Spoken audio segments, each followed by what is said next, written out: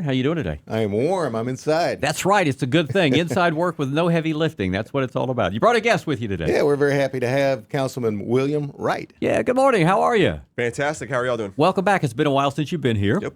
Since then, you've gotten a new assignment, among other things, being on City Council. Y'all have put together a committee to go over and talk to representatives and their staffs in Austin on a regular basis. Tell me about that a little bit. That's right. So we decided, College Station's growing exponentially. We've talked about that a lot.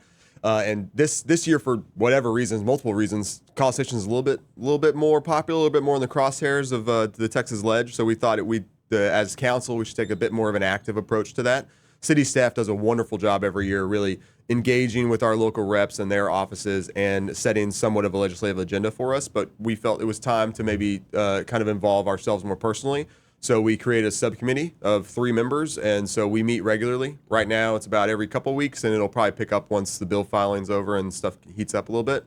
And it really allows us to touch base with staff to talk about the bills that are being filed and how they might affect us.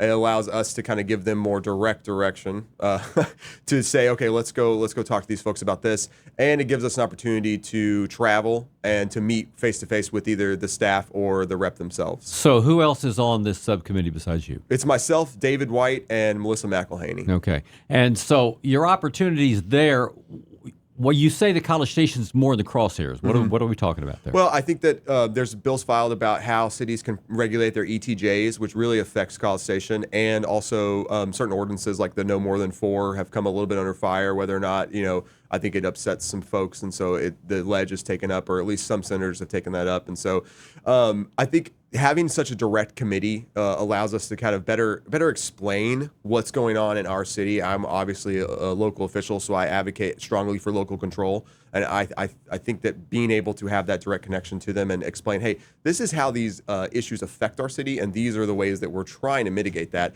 And maybe there's a different way to do it, and we can kind of come to a consensus there. But it really just allows us to have a closer face-to-face and kind of bring the problems directly to them.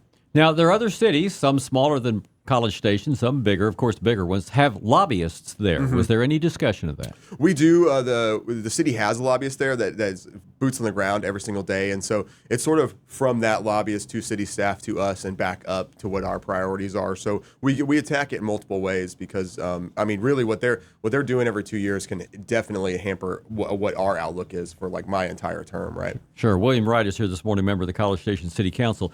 Had a retreat this week. Sir. Tell us a little bit about how that format works. Sure. So we had our strategic planning retreat. We do it every year in February. And it starts out at a very, very high level where the city manager will kind of lay out what capital projects we have going on, what the budget sort of looks like, because budget's more in July, but sort of as those pieces start to come together, and kind of gives us direction as to where we can sort of go as a city with unallocated funds and things like that. And so once we kind of have that big cursory view, we can each individual kind of get down into what some of our priorities are and direct them towards directors of different departments and have them work throughout the rest of the year on some of the things we're interested in.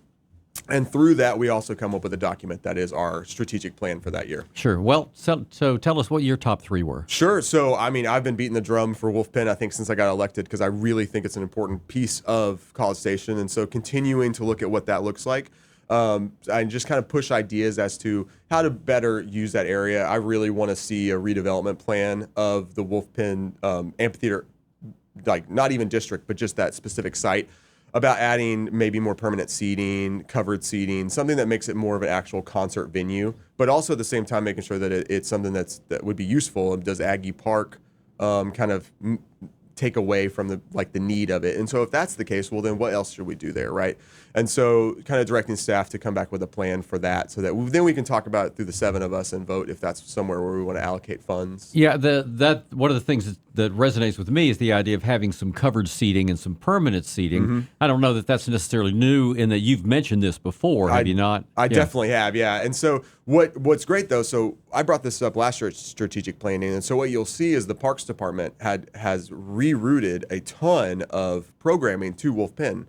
A lot of stuff that might have been elsewhere. They're really trying to revitalize that as a site And so I think those are good preliminary steps to say, okay, we've put a lot more programming here. Let's see how it worked. What are some issues that we saw there? And then that'll help them with their probably some of the proposals that they'll bring to us. So Sure. that's sort of like how that necessarily works. Okay, and then what else besides Wolf Pen? Oh my goodness. Let's see. I talked about, how we can enforce no more than 4, how enforcement's going. That's still a pretty hot button issue within the community. Some just general ideas. We definitely need a new public works building soon. And so talking about the beginning phases of designing that and allocating funds towards that. Other folks would talk about rec centers and the convention center, and those studies will come back soon, and we'll see where that is. But I also was interested in something that's passionate for me. I saw the governor wants to pump $500 million more into film incentives to make Texas like the Hollywood of the South. And I asked staff if, as a city, we were just as prepared as we could be, should that take off. And we are, we're a Texas film city. And so just thinking of different ways, different avenues to get money into the city of College Station. We have a new administration in Washington. How is that going to impact the city of College Station as far as you can see? Sure. So, as we know, a lot of stuff's in flux. There was a pause on some federal grants that's still sort of, we'll see where that goes. So, College Station has to cover those things. So we have Fire Station 7 that'll open up soon, and we have a federal grant that would cover the first 3 years' salary, I believe, 3 years of those firefighters there, that we would be on the hook if that fell through. So we talked about that some too, setting aside some reserve money, and we put that into a column that was just federal unknowns, basically. And so it would affect us greatly. I don't remember the exact number, but I believe through grants over the next 3-ish years is about $15 million that we would get from the federal government that we would have to make up for. So, it affects us at every level, right? Certainly. There's no doubt about that. William Wright, that's morning from the College Station City Council. It was a week ago today that an open records request, a lot of information was posted on TexAgs having to do with the Macy's situation. Wondered if you saw that, what any takeaways that you had as far as information that even you may not have known about. Sure. So I have not seen any of the things directly, but I've had it explained to me, and we talked about it a bit at strategic planning. And not on council. I think that if I was on council, I would have gone the way that the mayor did. I think that it's a strategic piece to the puzzle. Every time I've been on here, I've talked about how important Wolf Pen is to me, and that's close enough to that area that I think with the city's investment there, whether or not it's a building or a green space, I think that you can steer development the way that you want it to, right? Whatever was going to go there, I think we are a player now and making sure that area looks the way that we want it to look in 20, 50 years, because of the millions of things that people will come to you and talk about what they want to see in the city, like the number one thing that gets hit constantly is Post Oak Mall, Post Oak Mall, Post Oak Mall. And so not in executive session when that was done, obviously not on council, but I think that was most likely a direct response from the citizens saying, okay, we want to see some action here. Here's a place to take the action. Whether or not what it was bought for earlier that year and then what we paid for it, that's out. I'm not privy to all the information that went on during that executive session. But I would have likely advocated for the same thing, because I think that a city's job can be that one purchase can steer that entire area. And I truly think that it already has. Well, and of the information that was made public had to do with what the purchase price was, which was like $2.5 million, but the city paid $5 million more than that. And I don't need you to speak to that necessarily, but every real estate deal is different. They'll always be that way. But you, as one member of council, what are the things that are important to you to decide, yes, I want to pull the trigger on that, or no, I don't want to? Yeah, I think if it supports an overall vision that we're strategically planning for, I think that really is what it comes down to. If we're looking for a new business park, for instance, if that's something that comes up on a future need for us, we're going to look and we're strategically plan for that, and we might end up paying a little bit more overall, because I think that once people hear the city's going to buy something, I think the numbers can change quite a bit. But if it's part of the overall plan, and I don't feel like if we're getting extorted, right, I think it's important. I mean, we buy easements all the time, right? And if I was, as a citizen, going to go try to buy an easement for a utility line, I'd pay one price. But as a member of the city government, I'm going to pay a big different price, because they know. And that's the way that it works. And so I guess I can't necessarily speak exactly to that, but I have a feeling that some of that probably happened. Well, and you're right. There are people who are in agreement with this. But what do you say to those citizens who say the city shouldn't be in real estate at all? It shouldn't be, your words, a player in this game? Then I think that you would have to look at economic development as a whole, and you would have to say, should the city have a role in economic development, period?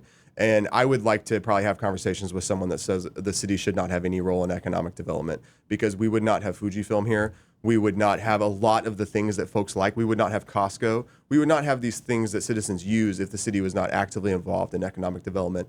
And so from my perspective, I believe that purchasing something like the Macy's strategically is just part of an overall economic development plan. Sure. Okay. Anything else this morning? No, I don't think so. I think I got it all out. As always, actually, I did think of something. Yep. I've heard from citizens, and we were kind of just talking that there is a general overall feel that sometimes if they come talk to us, we don't have a chance to talk back to them. Mm-hmm. And I want to try to make that clear too. There are two sections, right, in a meeting. There is the hear visitors, which is before the agenda really starts, where you have 3 minutes to speak, and we cannot legally speak back to you. That is because you are speaking about something that is not on the agenda, and so therefore other folks would not have the opportunity to. So legally, we cannot speak back to you. Usually, if you bring something to us at the end of the meeting, it is allowed that we can ask for a future agenda item, and that can be added to the workshop agenda where anybody can come speak, and we have a chance to have an open dialogue. So something, if folks feel very passionate about what's going on at Macy's and things like that, it's best that we add it as a future agenda item to the workshop, and then anybody can sign up to speak, and then we can have an open dialogue with them as members of council. Because I would hate for the perception to be that, hey, we're not talking back because we're disengaged or we don't think that what you're saying is important. We're just constrained sometimes by what is legally allowed. So as always, I'll always advocate, email us, talk to us, come see us, meet with us, come to the meetings. No one bites. We're all happy to talk about everything. There you go, William Wright. Thanks for the time this morning. Thank you. You bet. What else you got for us today? The We Are Black History event is this evening at 5:30 at the Lincoln